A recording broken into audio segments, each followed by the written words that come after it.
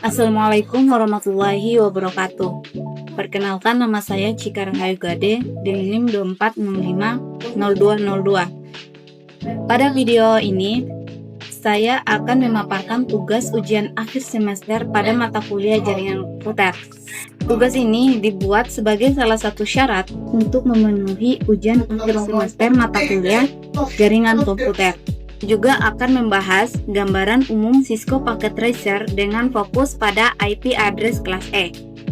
Cisco Packet Tracer itu merupakan aplikasi simulasi jaringan yang dikembangkan oleh Cisco Systems dan banyak digunakan sebagai media pembelajaran di bidang jaringan komputer. Aplikasi ini memungkinkan pengguna, khususnya bagi mahasiswa, untuk merancang dan menguji jaringan secara virtual tanpa harus menggunakan perangkat jaringan secara langsung. Dalam sistem pengalamatan jaringan, IP address ini dibagi ke dalam beberapa kelas.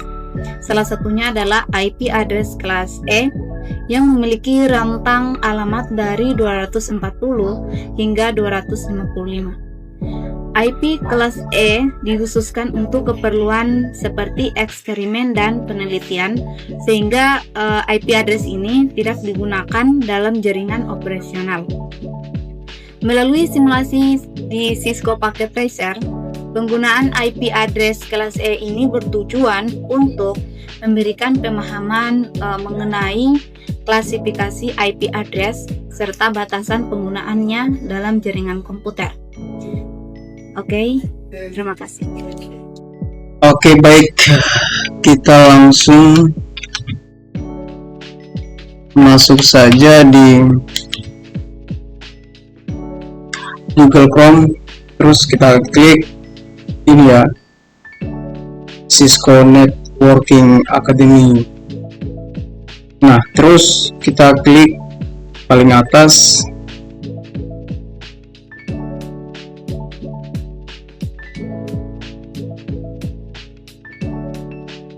Setelah itu kita turun ke bawah, kita klik yang ini ya, Getting Started with Cisco Packet Tracer ini ya. Kita klik, terus kita masuk di ini ya, di Get Started with Self-Paced. Nah, setelah itu kita langsung saja ya, kita masuk di Google. Nah, setelah itu kita klik ini ya, Resume Course.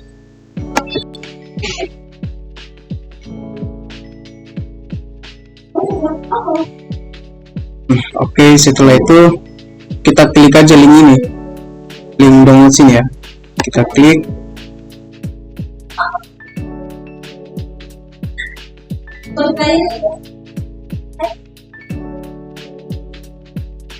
Oke, setelah itu kan di sini ada beberapa pilihan, ada yang macOS, ada Ubuntu, dan juga ada Windows. Karena di sini kita pakai Windows, jadi langsung saja kita klik ya.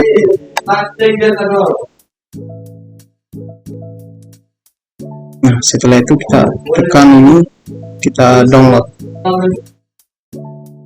Oke, karena sudah selesai, terus tinggal kita klik.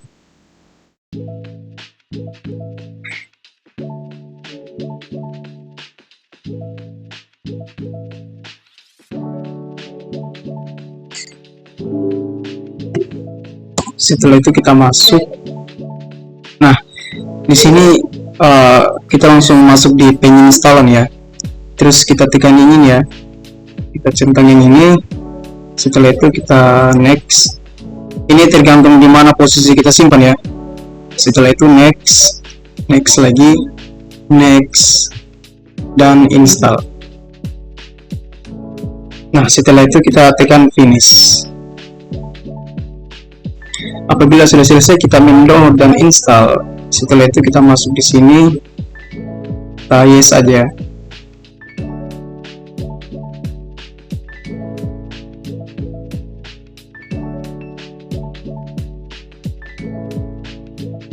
Setelah itu kita klik login, nanti akan muncul tampilannya. Nah, ini ya.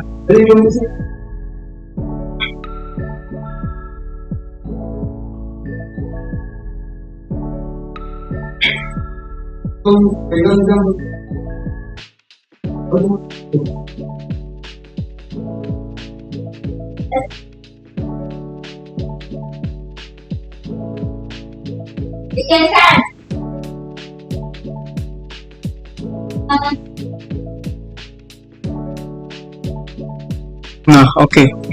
Nah, apabila tampilan seperti ini, maka aplikasi Cisco Packet Tracer sudah terdownload dan sudah diinstal.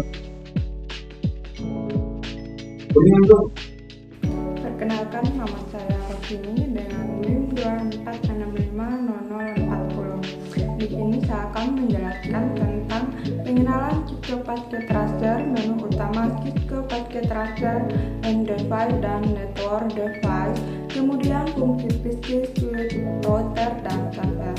Pertama, pengenalan Cisco Packet Tracer. Cisco Packet Tracer adalah perangkat lunak simulasi jaringan yang dikembangkan oleh Cisco untuk membantu pengguna mempelajari konsep jaringan komputer. Aplikasi ini memungkinkan perancangan konfigurasi dan pengujian jaringan secara virtual tanpa menggunakan perangkat jaringan asli. Kedua, menu utama Cisco Packet Tracer. Menu utama Cisco Packet Tracer digunakan untuk mengelola proyek dan simulasi jaringan. 1. Menu file berfungsi untuk membuat, membuka, dan menyimpan topologi jaringan. Menu edit digunakan untuk pengaturan dan pengeditan perangkat. Menu view yaitu mengatur tampilan area kerja. Sedangkan tool atau option digunakan untuk pengaturan simulasi dan alat bantu jaringan. Menu help menyediakan panduan menggunakan aplikasi. Ketiga, end device dan network device. End device merupakan perangkat akhir yang digunakan oleh pengguna untuk mengirim dan menerima data seperti PC dan server. Sedangkan network device adalah perangkat yang berfungsi menghubungkan dan mengatur lalu lintas data antar end device seperti switch dan router. Kemudian, fungsi dari PC, switch, router, dan server. Pertama, PC yang berfungsi sebagai perangkat pengguna untuk mengakses jaringan dan layanan. Switch digunakan untuk menghubungkan beberapa perangkat dalam satu jaringan lokal yang disingkat dengan LAN. Router berfungsi menghubungkan jaringan yang berbeda dan mengatur jalur pengiriman data. Server berperan menyediakan layanan jaringan seperti penyimpanan data dan layanan jaringan bagi klien. Oke, sekian dari saya. Nama saya Karan Rusli, NIM 24650116. Di sini saya akan menjelaskan tentang topoling bus dan juga topoling ring. Oke, lanjut saja. Pertama-tama kita membutuhkan PC. Di sini saya akan menjelaskan dulu yang topoling ring, topoling bus atau juga topoling tree.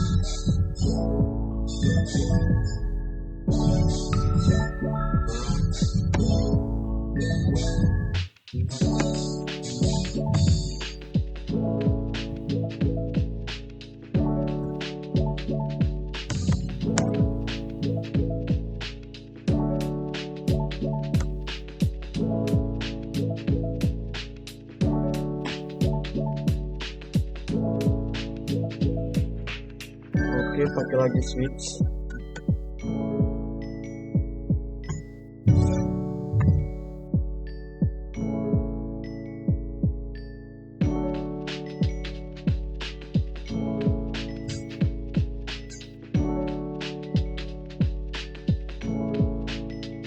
Akan lagi server.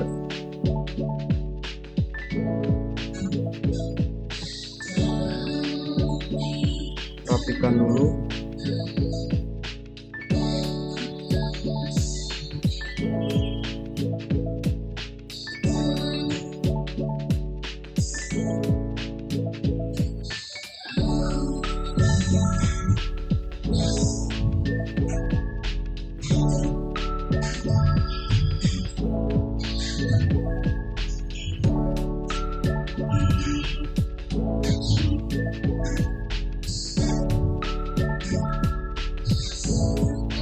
Untuk IP addressnya ikuti saja dia punya nama PC-nya agar mempermudah.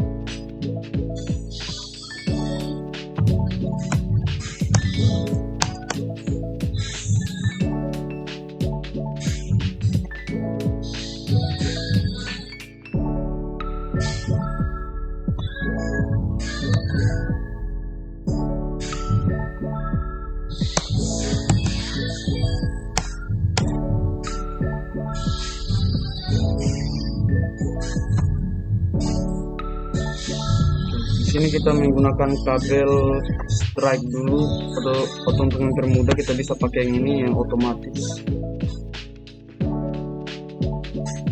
Oke, kita sambungkan dulu kabelnya ke switch dulu.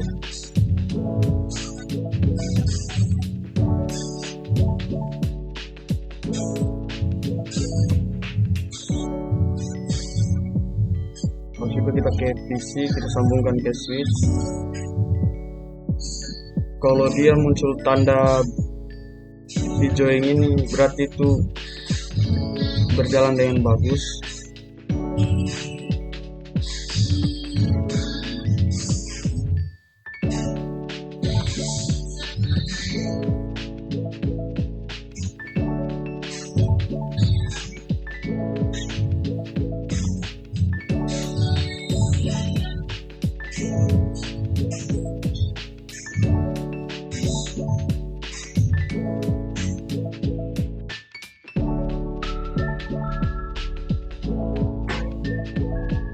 Oke, ini sudah jadi toppling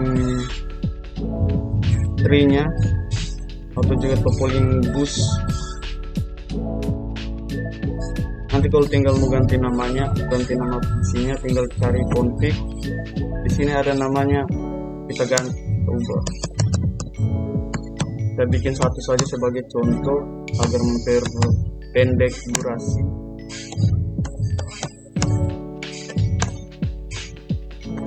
Nah, ini deh, jadi dinamo. Oke, kita lanjut ke top polling ring. Sama kayak tadi, hanya bedanya kita tidak pakai server, PC sama switch.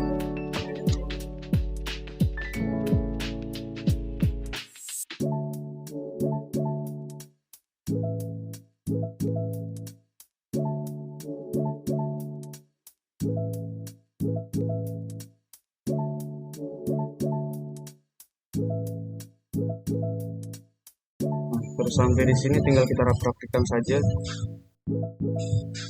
agar membentuk lingkaran.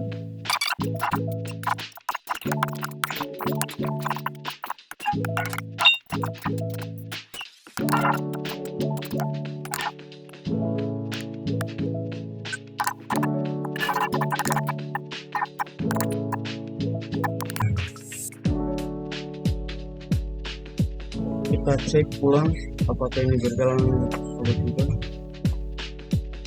Oke, sukses. Ini juga sama juga, kita cek dulu. Oke, sekian. Kenalkan, nama saya Suci Ramadhani dengan NIM 2006. Di sini saya akan menjelaskan mengenai dua topologi yang salah satu yaitu ring dan string. Di sini ada topologi ring atau string, dia berbentuk bulat. Dia ini fungsinya agar aliran motor mempertahankan untuk jaringan kecil. Contohnya itu seperti jaringan lama dan simulasi belajar. Kemudian di sini dia kekurangannya, jika salah satu komputer ini rusak, maka aliran yang lain juga ikut rusak karena mereka ini satu aliran sehat. Kalau kita tes dulu, di sini saya tes, saya menyambungkan color Bruce dan kita, maka di sini muncul sukses. Berhasil, berarti IP-nya saling terhubung.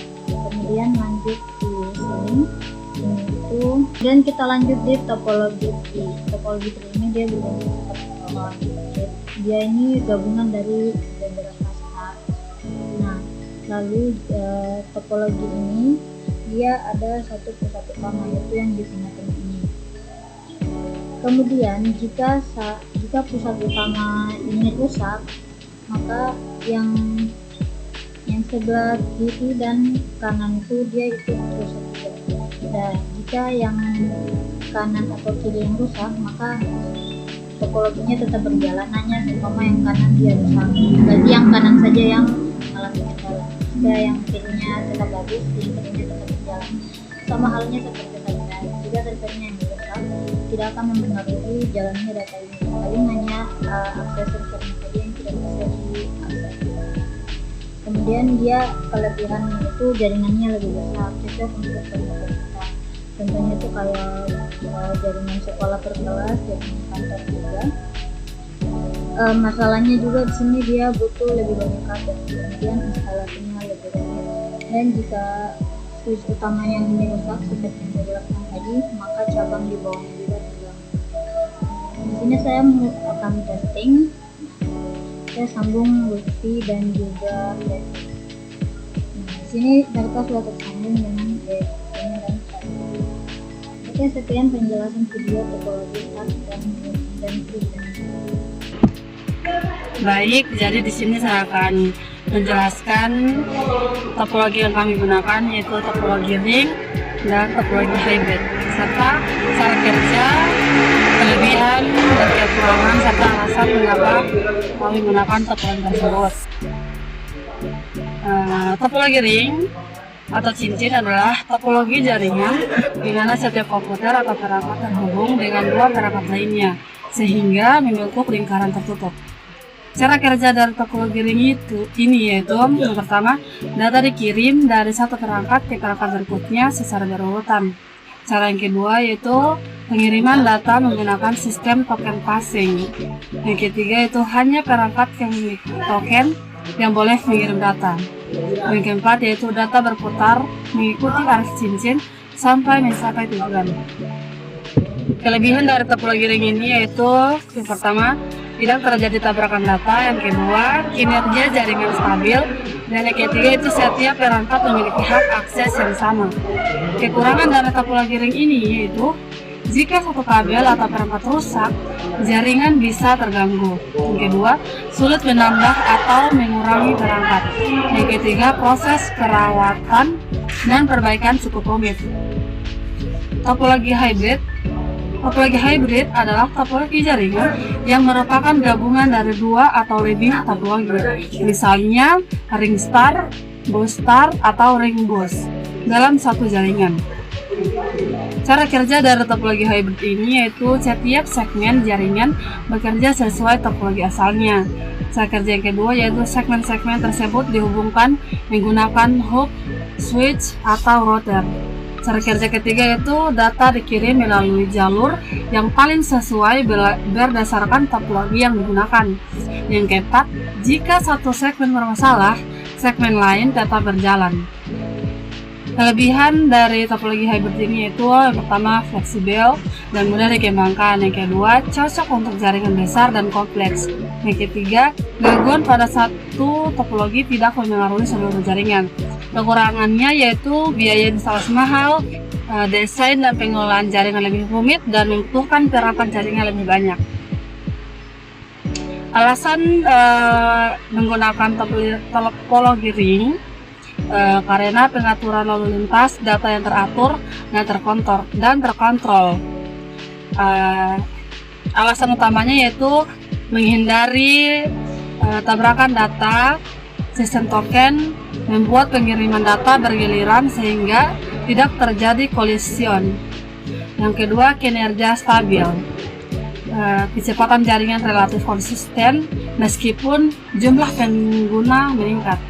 Yang ketiga, akses yang adil, yaitu setiap perangkat memiliki kesempatan yang sama untuk mengirim data. Yang keempat, cocok untuk jaringan kecil sampai menengah, yaitu digunakan pada lingkungan yang membutuhkan aliran data teratur seperti laboratorium atau perkantoran kecil. Serta alasan kami menggunakan topologi hybrid karena menggabungkan kelebihan beberapa topologi sekaligus. Alasan utamanya itu fleksibel dan mudah dikembangkan, yaitu jaringan bisa diperluas tanpa mengganggu keseluruhan sistem. Yang kedua, tahan terhadap gangguan, yaitu jika satu segmen rusak, segmen lain tetap berfungsi. Alasan yang ketiga itu efisien untuk jaringan besar, yaitu cocok untuk perusahaan, kampus, atau instansi dengan banyak gedung. Serta desain sesuai kebutuhan, yaitu setiap bagian jaringan dapat menggunakan topologi yang sesuai. Yang kelima yaitu kinerja dan keamanan lebih baik. Sekian penjelasan terkait topologi yang kami gunakan. Assalamualaikum warahmatullahi wabarakatuh.